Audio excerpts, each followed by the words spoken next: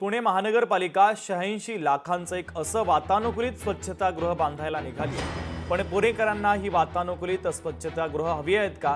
पुणे महानगरपालिका पुणे शहराच्या एंट्री पॉइंटवर 86 लाखांचं एक स्वच्छतागृह उभारणार आहे। एकूण 5 ठिकाणी अशी स्वच्छतागृह उभारली जातील। त्यासाठी जवळपास 4.5 कोटींचा खर्च येणार आहे। मात्र साध्या स्वच्छतागृहाची मागणी असताना लाखो रुपये खर्चून स्वच्छतागृह कुणासाठी हा प्रश्न आता उपस्थित होतोय।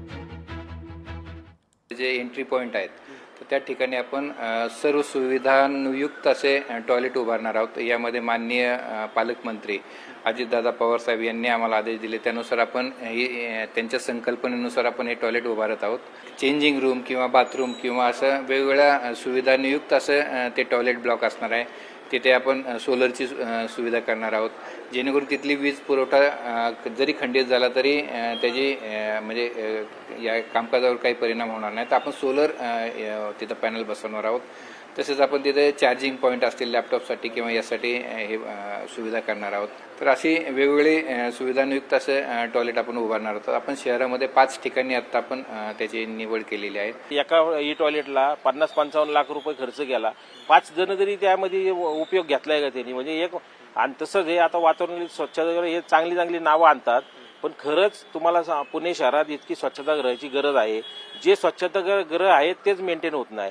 आता जर तुम्ही उदाहरणार्थ घेतलं तर जे स्वच्छतागृह आहेत ते स्वच्छ राहत नाही, आणि ज्या ठिकाणी महिलांना मोफत स्वच्छतागृह वापरण्याची हे दिलीच पाहिजे त्या ठिकाणी त्यांच्याकडनं पैसे घेतले जातात। त्यांचे कायम तिथं पुरुष असतो, तिथं एक महिला ठेवली पाहिजे, त्यांची सुरक्षा महत्वाची आहे। या ठिकाणी पैसा खर्च केला पाहिजे ना। हे जे 4-5 कोटी रुपये आहेत ना, ते पुणे शहरातले जे स्वच्छतागृह आहेत प्रलंबित आहेत त्यांना त्यांनी स्वच्छ ठेवले पाहिजे। तिथं त्यांनी महिला सुरक्षा रक्षक ठेवली पाहिजे आणि महिलांसाठी मोफत, पुरुषांसाठी मोफत अशी ती सुविधा उपलब्ध करून द्यावी ही मी प्रशासनाला विनंती करतो। या आधी देखील हा प्रयोग काही वर्षापूर्वी झाला होता। 12-13 लाख रुपये खर्च करून इलेक्ट्रिक टॉयलेट ही संकल्पना बऱ्याच चौकात राबवली गेली होती। स्नेहगड रोडचा परिसर असेल, डेक्कनचा परिसर असेल, त्याची अवस्था आता बघा ना तुम्ही काय आहे। त्याची अवस्था आता बिलकुल बिकट आहे, म्हणजे ते मेंटेन होत नाहीत, ही वस्तुस्थिती आहे। महानगरपालिका एखादा प्रोजेक्ट करते परंतु मेंटेन होत नाही। आपल्या ज्या काय स्वच्छतागृह आहेत आत्ताच्या पुणे शहरात अनेक स्वच्छतागृह आहेत, अनेक स्वच्छतागृह हे पाडले देखील गेलेले आहेत। महिला बाल कल्याणच्या माध्यमातून अनेक ठराव गेल्या 5-10 वर्षांमध्ये मान्य होऊन ते टॉयलेट हे कमी केलेले आहेत। शहराची लोकसंख्या वाढत असताना स्वच्छतागृह वाढले पाहिजे का कमी झाले पाहिजे, आणि त्यामध्ये अशा VIP प्रकारचा कल्चर स्वच्छतागृहात देखील येते, ही शोकांतिका आहे आणि पुणेकरांची लूट आहे।